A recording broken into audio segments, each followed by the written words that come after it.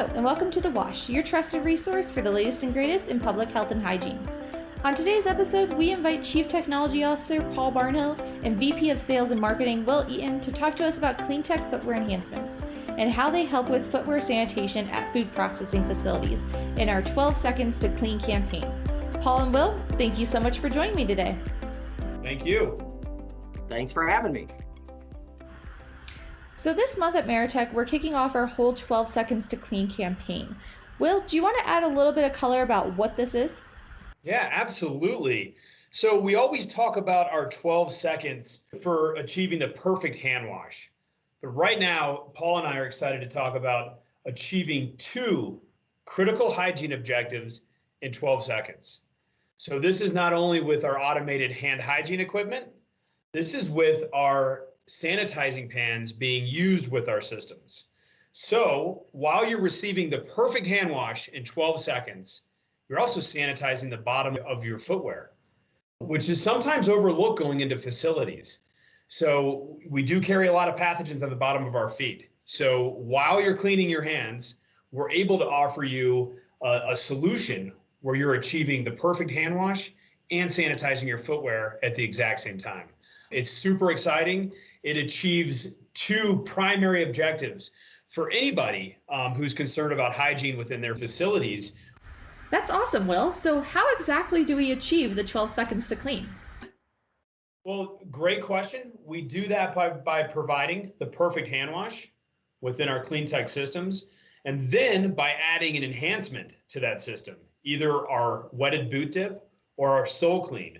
Both of those are footwear sanitizing pans that while you're receiving the 12-second hand wash, the bottom of your footwear is being sanitized. And the most unbelievable thing about both these, we have clinical data backing up what's going on with this process. Wow. All right. So Paul, what exactly are these automated footwear sanitizing pans and how do they work with the CleanTech systems? Great question. So I think really to start out, there's really kind of two different versions. One of those is a boot dip and one of those is a sole clean, and they're distinctly different. One of those, you kind of look at it in a simple way, is one is for a wetted foot environment and one is for more of a low moisture or a drier environment that you would have. So for example, maybe a wetted food processing plant like fresh cut facility or something like that may end up with a boot dip system, where then sole clean may be something like maybe pharmaceutical manufacturing, maybe dry processing of spices or a bakery. These are type of areas where you want that low moisture, but still want to sanitize footwear at the same time. Okay, and how exactly do they work with the CleanTech system? So how they work with them is they're, like Will had mentioned, they are actually an enhancement, and you attach that to the system directly, and it's either controlled directly by the CleanTech or a separate control module, depending on which one. So for example, in the boot dip scenario, we're actually controlling that for every single hand hygiene event. We're taking a hard surface cleaning agent called our self-clean fluid, which is a high concentration that we control between 800 and 1,000 parts per million, and we're injecting it down the pan below that the person is standing in. So one of the beauties of that is that they get that 12 seconds of contact time, which is so much more different than other types of footwear cleaning that is out on the market. But they're standing in the pan in that wetted bath that is controlled again to that 800 to 1,000 parts per million to sanitize that footwear. In the sole clean version, what it uses, it actually uses a alcohol quat blend chemical. It's a ready to use product. It's not further wetted down. And you're standing in a damp pad that basically just the pad absorbs the fluid that's injected into it automatically. And you stand in that pad and it just gets the soles of the footwear wet, not the entire foot in a boot dip scenario. And then as they walk off, again, it dries and evaporates because, again, it's mostly an alcohol product. The advantages of these two scenarios is, again, that 12 seconds of contact time with the user and 100% automated by the system. So you don't have to worry about when do I need to refill it, so forth and so on. It's all based on both people or time, depending on the use structure of the system. So what CleanTech systems do they work with?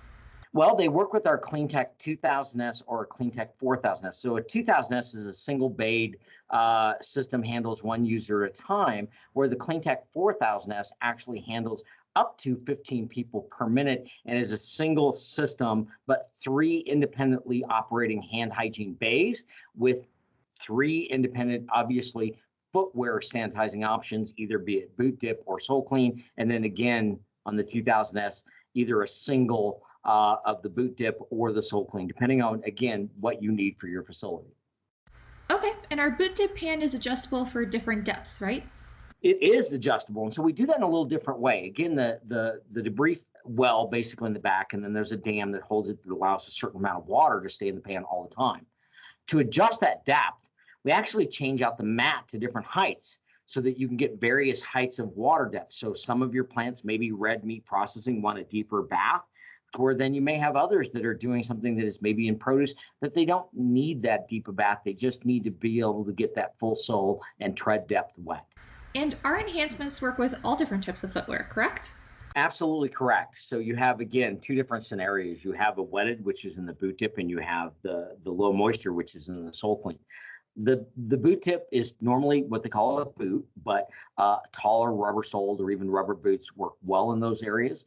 Again, that's what's typically worn with this in those type of work environments, and they're quite acceptable for that.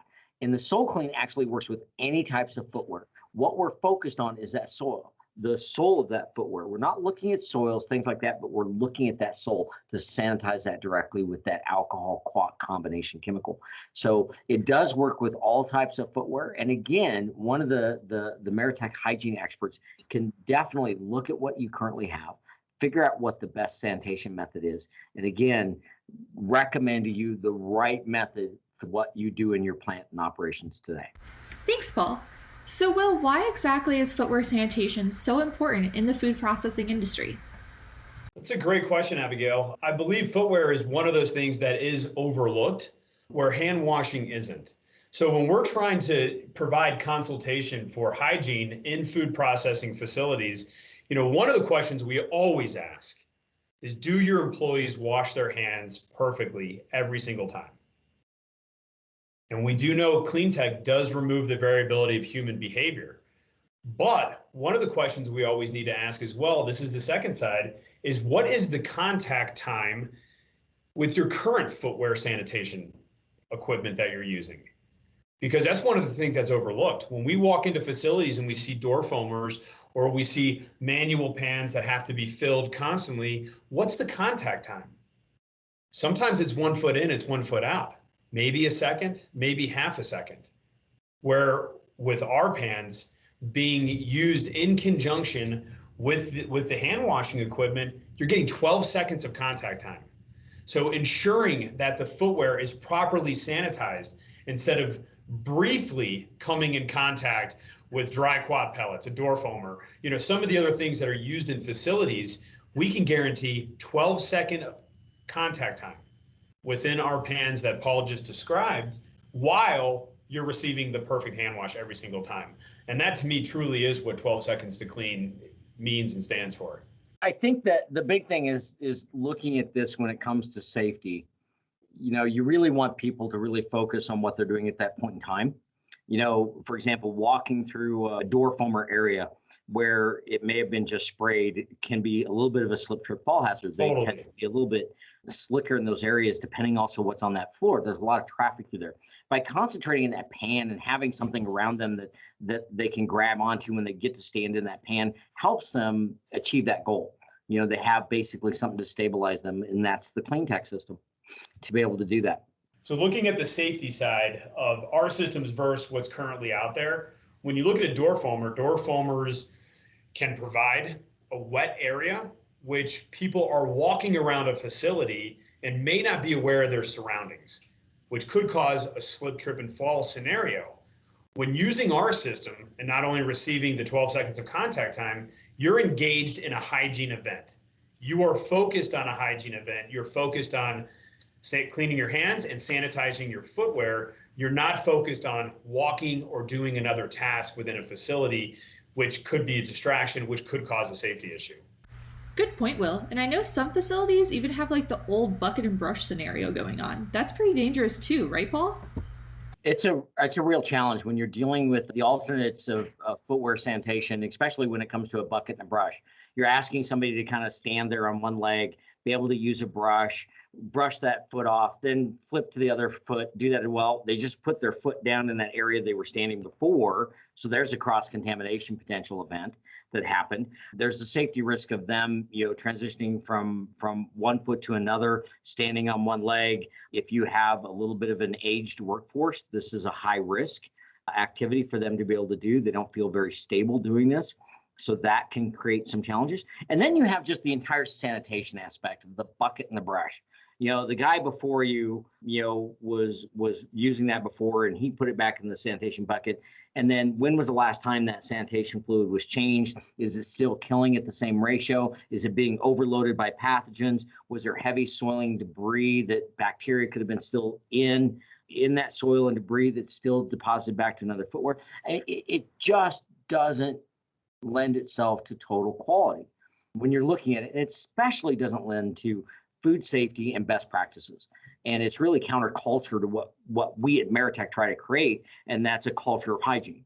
And that doesn't do that. And that's one of those risk factors of using such a method. Same problem exists when you're dealing with just a boot dip mat at a doorway that is filled. Very common practice has been used in this country for 40 plus years. They pour some sanitizing fluid into the mat and people stand in it. Again, like Will had mentioned, that they get one foot in, maybe have a half a second to a second contact time, may get the other foot or may just step that other foot out. And so they've only are 50% sanitized, but did they have enough contact time?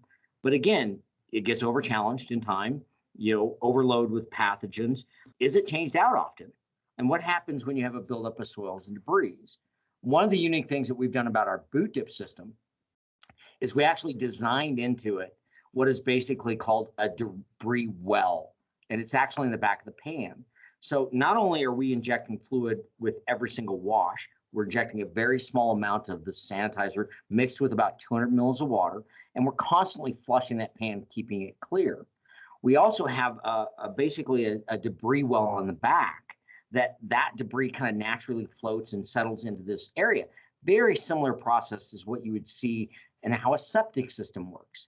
And so those are being used, for eons now, and helping separate the waters and the debris and so forth from running throughout the facility. So again, it's an easy way of controlling that environment and keeping it cleaner long-term. What type of clinical data can you get from a door foamer, a manual pan, or a bucket and a brush? When you look at, some of the other options out there, what exactly are you getting?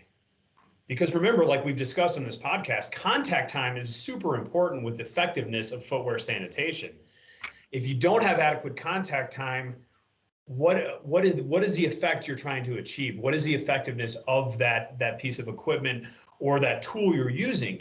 Where ours actually do have clinical data backing them as far as the effectiveness goes. And, I know Paul is able to discuss a little bit more about the clinical data we have with these systems. Thank you, Will. One of the things that's challenging about studying footwear is really that there's not a methodology that was created to be able to actually study loading a pathogen on, looking specifically at what that marker organism is, and then seeing what that reduction rate is. So Meritech actually worked in conjunction with bioscience laboratories, and we developed a method based on ASTM standard for hand hygiene, how we can transition that to footwear. So we did do that by applying certain pathogens like Listeria and Salmonella directly to footwear, then verifying that that was at a certain level and how many log, for example, we applied 6.89 log of Salmonella to footwear. Then we used the hand washer and the boot dip in conjunction, letting that person stand there for 12 seconds. And then we measured what that efficacy result was post. So we know what we applied, we know what we removed. And with the Salmonella, we were able to show with the boot dip system 99.8% removal of that pathogen in that 12 seconds. Now, when we did the same data, we actually, with Soul Clean, we did two different pathogens. We studied Salmonella as well as then Listeria. And again, we did the same method. We applied the pathogen. We were able to show a 7.5 or log on each of those pathogens that we added to the footwear, and then showing a post-log reduction on both of those of 99.99%. So a 4 log reduction using the SaniFact D2 in the sole clean method. So that's one of the things that Meritech works to not only do is we want to automate the process, we want to remove those human variables when it comes to hygiene, but we also want to back that with really sound data that is based on government approval, government acceptance, as well as an ASTM standards. Paul, can you think of any other options out there for footwear sanitizing? One that's clinically backed and also that provides, a contact time of more than a second or two? There's none to my knowledge. Now, I've seen a few studies in the past that have got a little bit of data to them, but they're not really vetted and sound data, to where then they're doing swabbing, and swabbing is really fraught with a lot of different issues. It is a little better because you are dealing with a hard surface and you're able to get it. But what we're doing is we want to look at that collective piece of data. We want to know exactly what is it we're applying. I've seen some studies in the past where they've gone this general route of, oh, what is all there and so forth. They don't really know what they're doing because they don't know exactly what they've applied. And then the variability, the human factor, if there's one thing that is unique, and that's humans are that. They're going to do something different every single time. By automating that process, by controlling that environment, you're able to get a consistent result. This is why automation is so key. It's so key in the food manufacturing industry. It's so key of when you have something critical that's a routine task that has to be done the same way every time. What do? You automate that process so that you get the same net result. Hygiene's no different.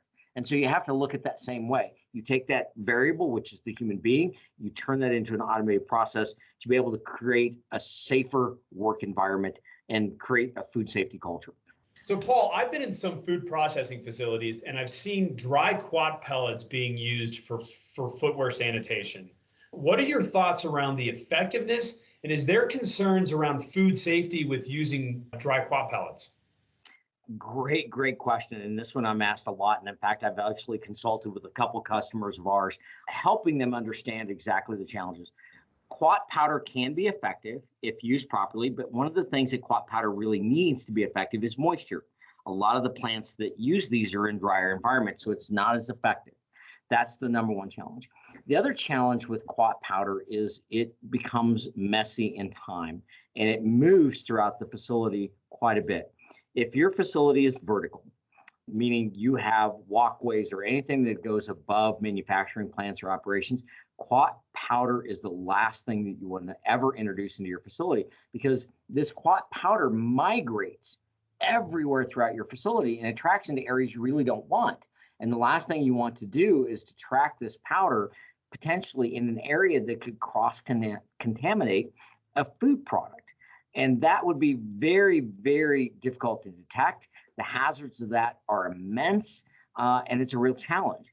And so you have to look at, one of the things that we talk about here at Meritech a lot is understanding the people, the place, and the product. So we call them the 3 Ps. And understanding these 3 Ps, you really understand every aspect of what the people do in that plant, how are their products made, and what that facility layout's like, so that you can create the best sanitation program for them in a right way. And that is one of those key aspects when our hygiene specialists come in and look at a facility, is understanding exactly what's being done in that operation to suggest and recommend the best practices for hygiene that takes into account all those variables. So who needs footwear sanitation, right? And without a captive footwear program, everyone should consider it, right? Well, and that's a challenge that I think needs to be discussed here is that a lot of companies don't realize the complexity of trying to create a captive footwear program. I think it's important because it lends ourselves to, okay, great, I have a captive footwear program, but that doesn't necessarily mean it's sanitized. Yeah. Okay, you just have shoes that stay in the plant. Big deal. People still go outside, go on break. People still have to go to different areas that may transition from one building to another. You have a captive footwear, great, but you're still taking that footwear in areas that may be bad, that could still potentially bring something into a plant. Back when I started in this industry 30 years ago, it was really red meat. Red meat cared about the footwear and so forth and so on. That's no longer the case. In fact, almost every single food industry cares about it, even including bakeries care about what am I tracking in to my plant. So they all care about footwear, but what is the right program to put in place? for that plant. And you really, again, that boils back to those 3 Ps I talked about before, really understanding it so you can develop a hygiene program that works specifically for them. But one of the easiest, the least expensive methods is to really utilize footwear sanitation materials and methods, just like the CleanTech enhancements of the boot dip or the sole clean, to really start you on the right path. Good point, Paul. And we do have a lot of resources that go over these different footwear sanitation methods, including captive footwear programs. I'll include a link to those in the transcription of this podcast, which will be available on our website. So, Paul, it sounds like our CleanTech enhancements are great for every industry, from bakery to meat. Absolutely. So every plant has that concern. So everybody's walking in. And one of the stories I tell often is, you want to sanitize as people come in. You want to remove debris and soils. So for example, you have a worker, he goes home, he decides to mow the yard and he steps in Fido's dew. Well, that's the last thing we want to bring into a food processing plant. So you have to deal with that. And so that's one just simple, very example of exactly what you want to prevent coming in the food plant. So how do you deal with that? Well, we want to remove the debris and soils. We want to then further sanitize that footwear to prevent that. So yes, everywhere from a red meat plant to protein plants to produce, especially ready to eat, even dry facilities that are doing maybe spices or baking. Fantastic. Well, Paul and Will, thank you so much for joining us today on the podcast. It was a great discussion, and I look forward to further episodes with you both.